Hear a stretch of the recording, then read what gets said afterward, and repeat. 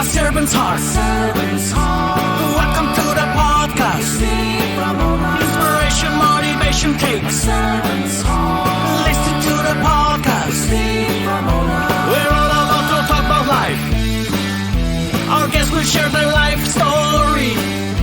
We want you to success in life and business. We're ready and we will start shortly. We're gonna talk about life. We're going to speak on business. You're gonna shine bright. We are gonna witness business with a servant's heart. With hosts Steve Ramon and Ray. Inspiration, education talks.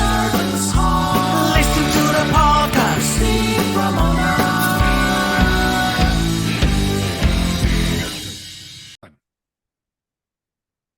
Welcome, everyone, to Doing Business with a Servant's Heart podcast. I'm your host, Steve Ramona. I'm thrilled to have you join us today. This podcast is dedicated to exploring the idea of doing business and living life with a purpose, serving others, and yes, achieving success. We believe that when you approach our work and our lives with a servant's heart, we can truly make a difference. We create this show for you because we want everyone to be motivated, inspired, and educated to make an impact in your world. Not the outside world, but just your world.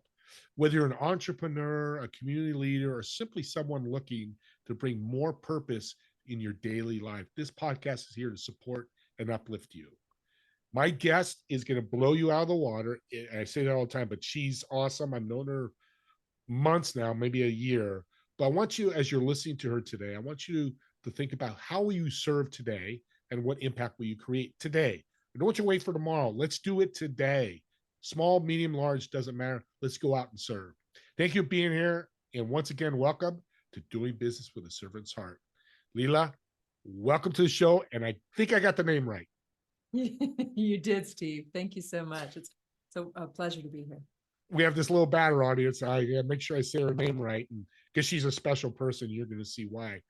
I want to start with your journey because it's very interesting. Tell us your journey, where you started and where you are today. Yeah, so I started as a high achieving little girl. I've always been a go-getter. I love to juice life, and I went through a lot of higher ed education. I used to teach environmental policy at Ohio State University, and in 2013, I was going through my marriage was ending. And I was going through this journey of self-awareness and self-exploration. And I left my career. I moved across the country and I started learning more about personal development and mindfulness and accountability and then entrepreneurship. And so I came from academia and I transitioned into being a business owner. And actually tomorrow is my 10-year business anniversary. Congratulations. That's awesome. Thank you. Thank you. It's hard to get there. As people listening, businesses, especially entrepreneurs, we give up way too soon. And being 10 years is definitely kudos to you. That's huge. So in your journey, what's one big lesson you learned from academia into entrepreneurship that the audience would like to learn? Oh, I would say the biggest lesson is to really own your worth. I grew up in a poor home with a single mom and who, barely had what's the saying, pennies to rub together.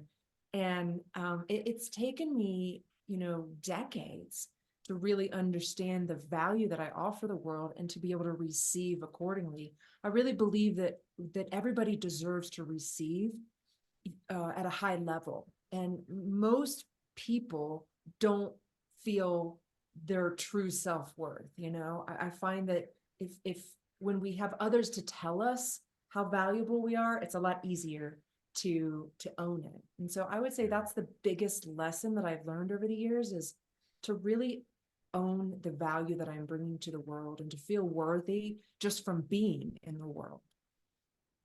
How's desire tied to that? How's desire tied to that? Oh, I love this question. So I know that each one of us desires something different. And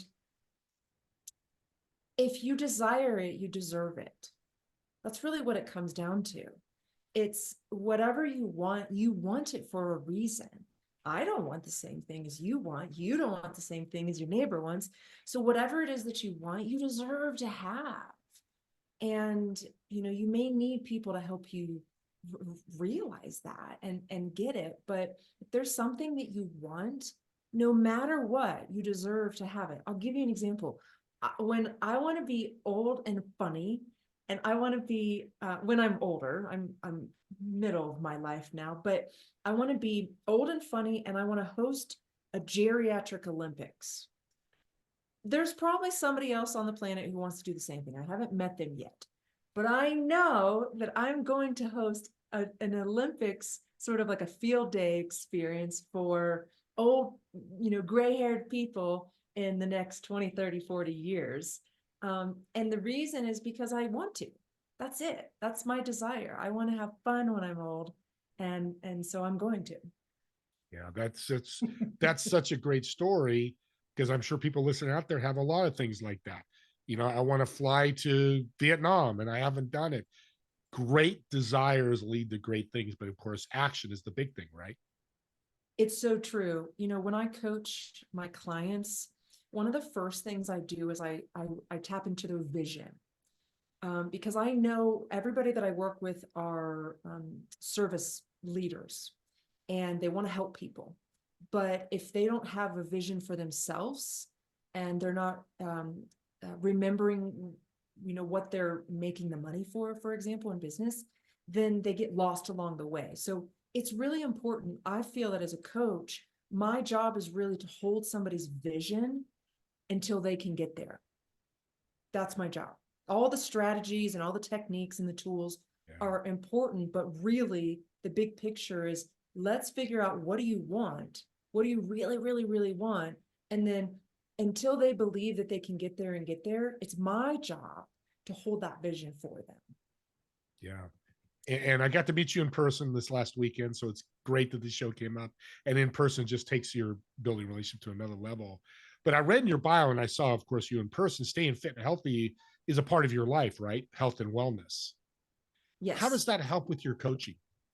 Absolutely. So my coaching business is, I'll say, first of all, it's twofold. It's one, I provide business coaching, and then I also have a mindful movement school. Some of my clients work with one or the other parts of my business, and then some work with both. I have lots of people who do both. I see the way we show up in our body as the way we show up in our business. If we are with our body, and everybody has something different, the way they like to operate, but whether you like movement, dancing, hiking, bicycling, swimming, whatever it is, the more we're with ourselves, the more we value ourselves. And the more we're with ourselves and value ourselves, the more other people value us.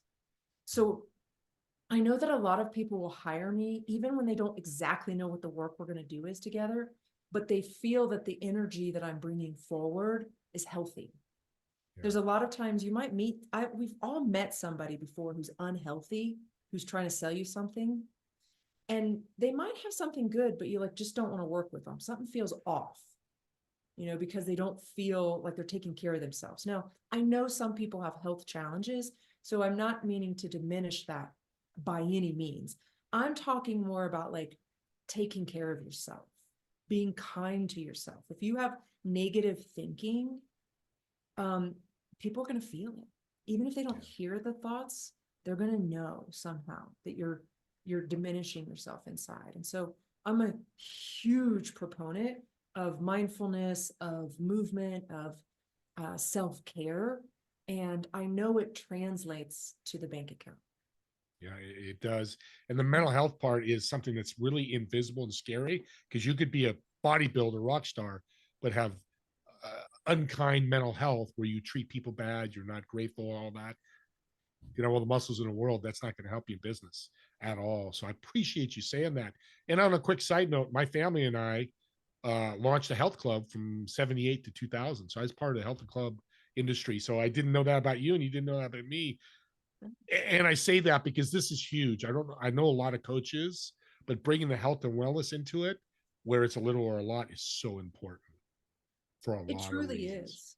Yeah. I have some people who are struggling to, in their businesses, and instead of giving them some business strategy, I'll work with them to do some sort of exercise or some sort of gratitude practice or some sort of even a service practice, like go volunteer, do something that makes you healthier internally, and then their business gets easier. It's just easier to do business when you feel good. Audience, that's a huge tip. That's $1 million tip right there, because those are simple things that lead to big things and lead to transformation, right? Yeah, huge. Yeah. Yep. And that's what a coach should do. Now, with business too, there's common blocks that hinder business success. What have you seen as common blocks, and how do you help get past those blocks? Yeah, I see a lot of times people not understanding what they can charge, because I work with a lot of coaches and consultants and speakers and practitioners, and so they're trying to figure out what they should charge. So there's most of them charge too little. They price themselves at a low point where they got to overwork, and then at some point they can get a little bit resentful because they feel overwhelmed and too busy. You do see at the same time some people on a spectrum where they charge too little, but the other side is they charge too much and they can't sell it because they don't believe it. So it's the same energy of charging too little or charging too much. It's really a self-sabotage. And my job is, I oftentimes, like I have a client call later today where she's got this new program. We've talked about it. We're going to create it and bring it to the marketplace. And she's not sure what she wants to charge. So I will actually run her through a process of simply stating the prices, because I know she could charge 3,000, 30,000, or 300,000. It probably for the exact same work, just depends on what her receiving level is. But I'm going to run her through a process of asking her different price points until I find the one where we're playing the edge. We're not going too high and we're not going too low. We're going to push her up a little bit, but not so much that she freaks out and never sells it. Like I had a client just last week, I told her, I said, you need to double your prices. She's a client used to work with me in 2020. She came back because she has a new level in her business she wants to create. She told me what she's doing, and I said, you need to double your prices, because I've known her and I know she can. She talks to me 2 days later, boom, sold one at double the price, right? It wasn't hard for her to double the price in that day. Whereas somebody else, I might say double your prices and it would freak them out and they would never be able to sell it.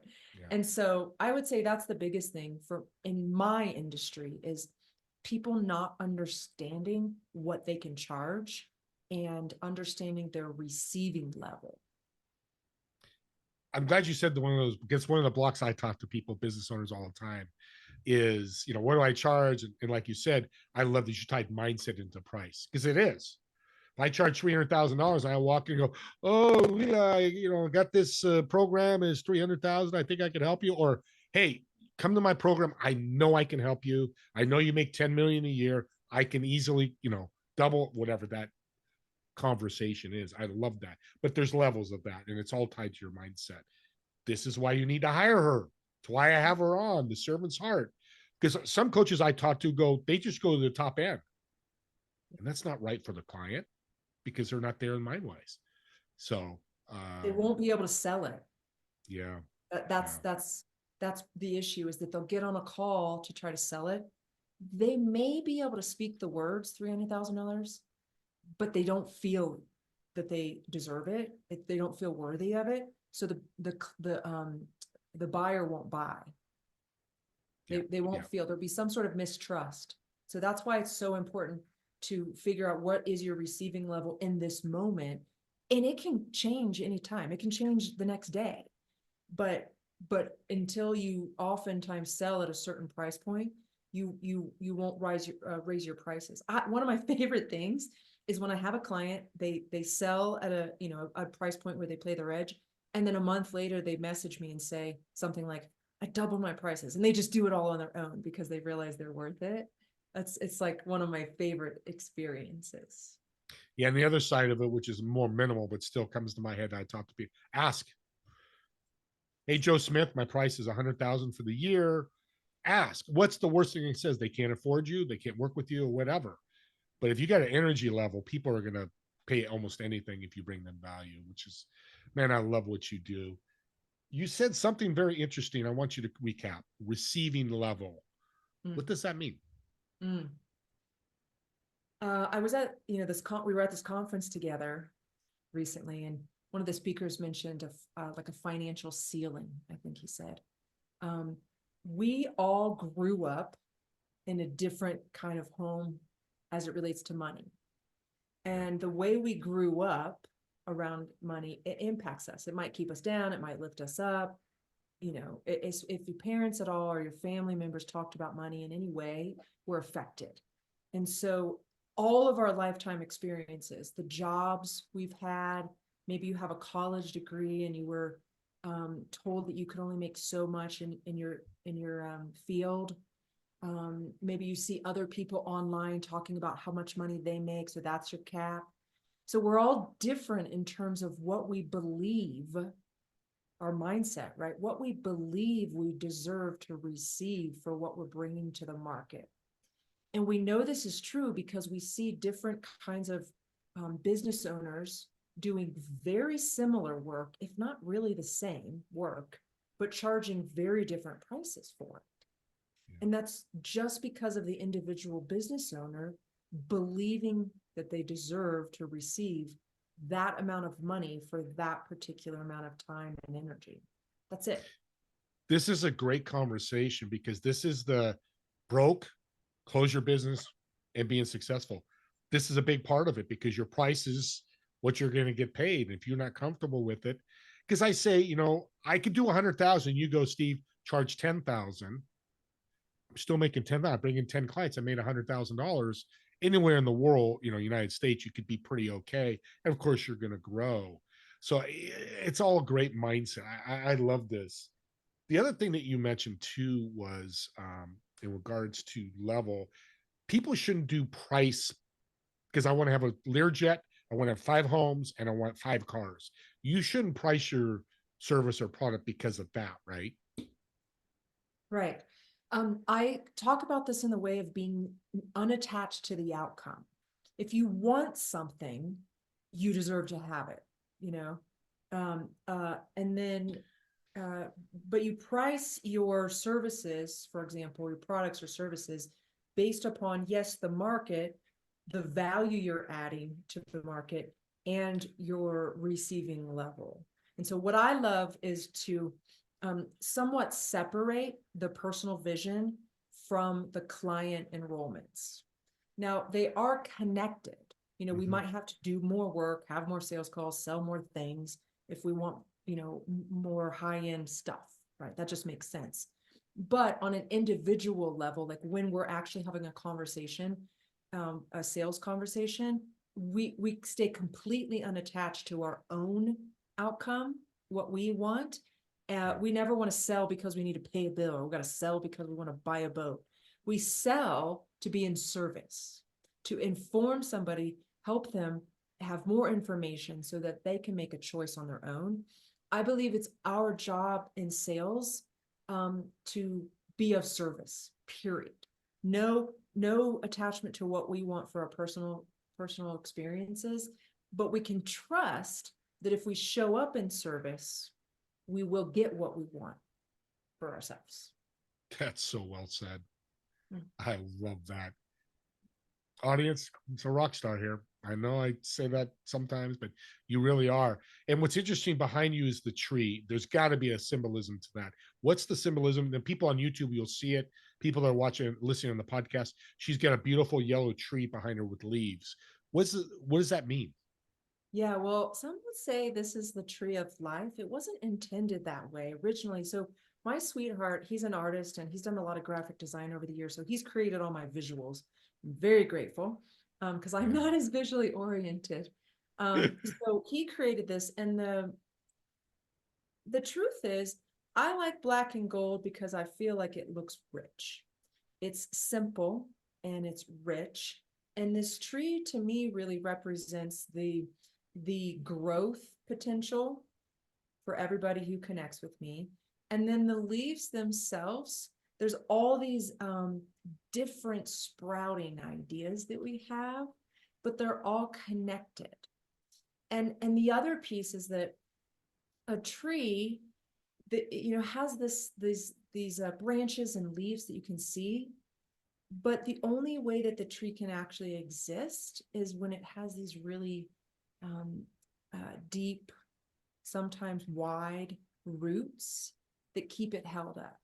And it kind of goes back to that same thing of, if we want this abundance, this wealth, and this expression of creativity in our life, the beauty of the leaves and the branches and the tree, we got to go back to the roots of ourselves.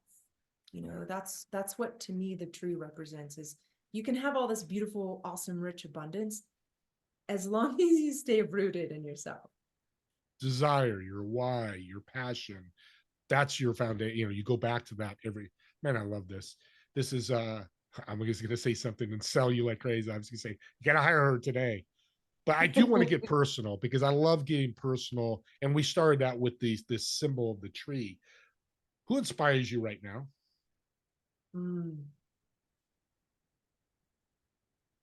I would say right now, I'm mostly inspired by women who are doing millions of dollars in their business. I didn't grow up with women doing anything that was making much money at all. I grew up with women who were waitresses and babysitters and working at a local shop and stuff. So I never even imagined myself being a business owner. And what I find is I'm in communities and know quite a few women who are millionaires, multimillionaires, 7, 8 figure earners, 9 figure earners. And I think I'm most inspired by the fact that they are creating wealth for themselves and their family, but they're also so generous with their time, with their wisdom, with their excitement. I find that a lot of the millionaire women that I meet, they have more energy, more excitement, and more generosity than people making less. So that's really, there's a variety of them right now. There's not one I could say in particular, but there's quite a few women that I just find so sweet and generous, and they're making millions, and they still, take time to help people, in special ways. You're a smart cookie, because you took a question, gave it multiple answers, and you gave a good reason for it. And I love that reason, because I've been told abundance leads to giving abundance away, which is what you were describing, these wonderful ladies.